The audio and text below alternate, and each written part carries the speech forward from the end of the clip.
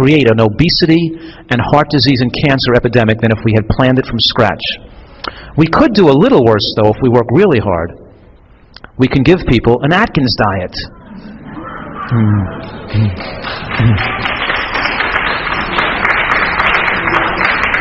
I mean, this is simply fraudulent information thrust on top of an unsuspecting and ignorant American populace, telling them that meat and cheese are health foods. Those statements: reverse heart disease with filet mignon, stop strokes with cheese, prevent breast cancer with butter, I extracted directly from Atkins literature and newsletters. Can you imagine if they put that, prevent breast cancer with butter, on the side of a stick of butter? They wouldn't let them get away with those kind of lies. But Atkins, for the last 30 years, has been lying to the American public. Certain cancers are exquisitely sensitive to saturated fat. In the 60 gram of fat range found in Atkins menus, that would give you 6-fold to 10-fold increase of certain cancers. It's really a very foolish way to worry about to lose a few pounds, and it doesn't work that good at losing weight anyway. My patients lose around 15 pounds on the average the first month, and about 8 to 10 pounds each month thereafter. They lose spectacular amounts of weight. You don't lose that kind of weight on an Atkins diet. Most patients gain the weight back, and the studies showed that the weight loss they achieved after 6 months was mostly gained back after 1 year.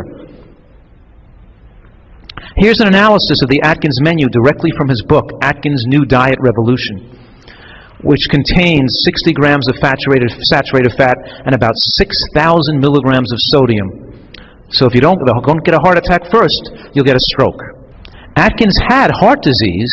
He had a heart attack due to a cardiomyopathy. We know that the medical literature, the scientific literature, shows that people on ketogenic or high-protein diets have a high risk of cardiomyopathies. He had an angiogram when he had the heart attack, and it showed that he had significant atherosclerosis. You don't want to model yourself after an unhealthy diet style to lose weight. Trans fats are man-made fats. They're not found in nature. But they're in margarines, French fries, processed foods, chalk cookies, croissants. They have the same danger as saturated fats, but Americans don't generally eat the volume of trans fats they do of saturated fat. That's why trans fats are not, I don't consider them worse. But if you ate just as much trans fats as saturated fat, they could be just as bad as saturated fats.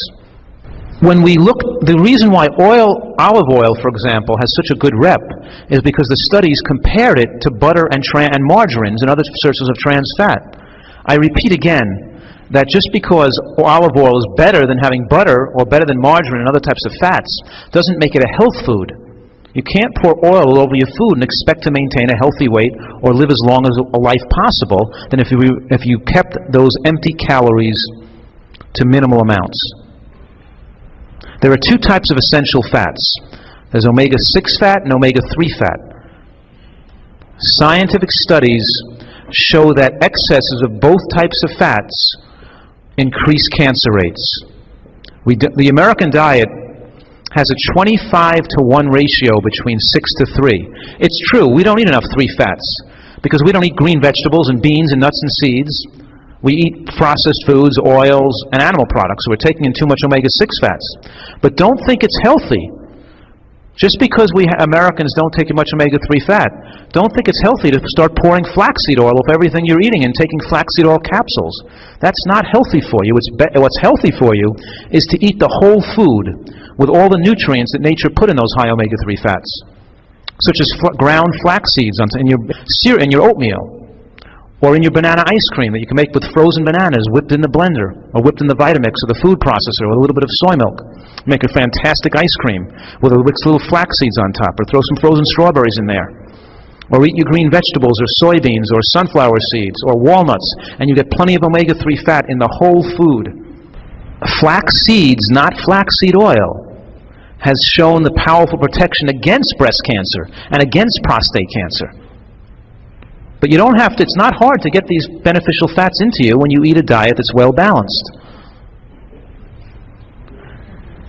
So obviously, if I was going to design a pyramid, I wouldn't design the USDA pyramid. This pyramid is designed by the American government and puts at the bottom of their pyramid grains. 90% of all grains consumed by Americans are white flour products. That's like putting candy bars at the bottom of their pyramid. High calorie, empty nutrient food. The USDA and the government's advice, it comes to as a culmination of lobbying and political bartering about what the food manufacturers and lobbyists in political areas of the country would like to have in a food pyramid. This is not a scientific statement. These are political and social statements telling people what they want to hear and what the political forces want to advertise to you. Can you imagine putting pasta and white flour and sugar and cold cereals, which when you cook carbohydrate at high heat, puffed cereal like cornflakes, puffed rice, puffed wheat, Cheerios, right, Cocoa Puffs. When you cook those carbohydrates at high heat, you form cancer-causing compounds called acrylamides. Those are relatively dangerous foods besides the fact they have no nutrients in them. Even whole grains, even whole wheat bread made from whole wheat flour is not a high nutrient food. It's a moderate to low nutrient food compared to fruits and vegetables and beans and nuts and seeds.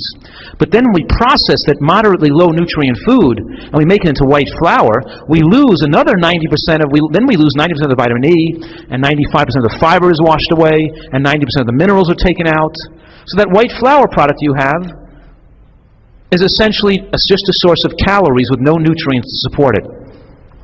The bottom of that pyramid, representing white bread and white flour and cold cereals, should be put at the top, at the very top, not the very bottom. They should turn this pyramid upside down. So what do you think if I was going to do a pyramid? What would I put at the base of my pyramid? Vegetables, obviously. Let's look at this pyramid then. The bottom of the pyramid is vegetables, half raw and half cooked. Lots of green vegetables. I encourage people to try to eat more than a pound of green vegetables every day. Don't forget, a pound of green vegetables is less than 100 calories. You can eat huge amounts of green vegetables. You can't eat too much, and the more you eat, the thinner you'll get. You can't overeat on vegetables and eggplants and mushrooms and peppers and tomatoes. They're so low in calories that they take up room in your stomach. It's like having a gastric bypass surgery. The more you eat of that stuff, you can't fit the other stuff in anymore. Instead of getting a gastric bypass and cutting out 90% of your stomach, fill it up 90% with healthy food. You won't desire the junk food anymore. You won't walk by that bagel and the chocolate chip cookie or the donut at work, the potato chips. You won't be craving it. You'll feel full. You'll feel good. You won't be tempted by those foods anymore. You won't get that shakiness. You won't get the headaches. You won't get the stomach cramping. Don't forget, hunger is not felt in your head or your stomach. Those are addictive withdrawal symptoms from a toxic diet. True hunger is felt in your throat, in your neck, up here. When you're really healthy, hunger takes longer to occur. It puts you in touch directly with the exact amount of calories you need. So I can, for example, go on vacation, let's say, and ski all day long or play tennis all day and burn huge amounts of calories, and my hunger will direct me to the exact amount I need to maintain my body weight. I'll know within 25 calories that day how much I have to consume so I don't gain or lose 1 pound or even a half a pound. Or I can see patients in my office for a week straight and do no exercise. And again, my hunger will direct me to the precise amount of calories I need so I don't lose or gain 1 pound. Whether you exercise or not, you can't become overweight when you are in touch with true hunger and you eat the amount of food hunger demands when you're on a high nutrient diet. This is how you all eat the 20 to 30% less calories automatically just by eating large amounts of these vegetables that we're supposed to be consuming each day. And then once you get a lot of vegetables in your diet, do you have to worry about consuming enough calcium? Do you have to take a whole bunch of calcium pills? Of course not. Vegetables are super high in calcium. Do you worry about not getting enough protein and not take extra vitamin E, extra vitamin C? What do you need extra? It's already in there when you're eating a high level of these natural foods. So vegetables are at the base, and clearly fruits and beans are next. And whole grains, nuts and seeds are an important part. Nuts and seeds are an important part of a healthy diet. Grains are optional. Nuts and seeds are an important part. But nuts and seeds are not at the base because they're very rich in calories. So you don't want to eat an unlimited amount of those foods. Though the foods below that line, you can eat an unlimited amount. Animal products should be considered optional foods that people, so a person could be healthy on a vegetarian diet, eating from the base of the pyramid, or they could be healthy eating a rare animal food, but you are using it as a condiment once in a while. But you can't be on an animal food-based diet or get your animal food consumption anywhere near the levels it is in America and expect to have a normal lifespan and to have superior health. As animal products increase in the diet, even from one serving a week, the cancers that afflict Americans begin to increase markedly. It's as if you smoke 2 cigarettes a day. If you smoke 2 cigarettes a day, you have a 50% increased risk of heart attack. If you smoke 20 cigarettes a day, your risk only goes up 54%. In other words, there's not much difference between smoking 2 cigarettes and smoking a whole pack of 20 cigarettes. Same thing is true with animal products. Once you have 6 or 7 servings a week, once you have 3 to 4 servings a week, 6 or 7 servings a week, then if you have 21 servings a week, you're already going to have a very high cholesterol, even on 4 to 5 servings of animal products a week. Some people are very sensitive to low consumption of animal products. A little bit of animal protein, even white meat, chicken, even skim milk, even fish, even the lower saturated fat animal products can raise your cholesterol into the danger zone for some people that are susceptible. You see, animal protein raises cholesterol, not just the saturated fat. It promotes bone loss because the more animal protein you take in, the more calcium you lose in your urine. Plant protein has opposite effects. Plant protein from beans and greens and nuts lowers cholesterol and promotes bone strength. It's a deficiency of these plant substances that causes you to develop osteoporosis. It's not merely a calcium deficiency. There are lots of micronutrients, vitamin K, and other substances, folate, that are found in plant substances that are important for bone health. Don't be fooled to think you can have strong bones just by popping calcium pills. You have to take calcium in the form you've been intended to take it by nature, and that's from green vegetables and beans and fresh fruits and nuts and seeds.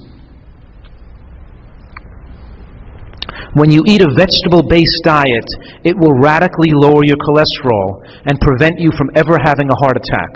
Nobody in this room will ever have to have a heart attack, yet it kills 50% of all Americans. And if you have heart disease already, you can reverse it and still not have a heart attack. The medical journal Metabolism studied my Eat to Live program, and they put people on a vegetable diet, a vegetable-based diet with nuts and fruit. They found that the average person dropped their LDL cholesterol by 33% in 6 weeks' time. That was stronger than cholesterol-lowering drugs of 26%. See, cholesterol-lowering medication has only been shown to lower cholesterol about 25%. And you don't have the side effects, the muscle aches and the liver malfunction. And you don't have a higher, in other words, you may have some other risks from taking the drugs, and that's going to lower your risk of heart disease. But when you eat correctly, it drops your cholesterol, and all the phytochemicals and antioxidants totally remove the possibility of a person having a heart attack.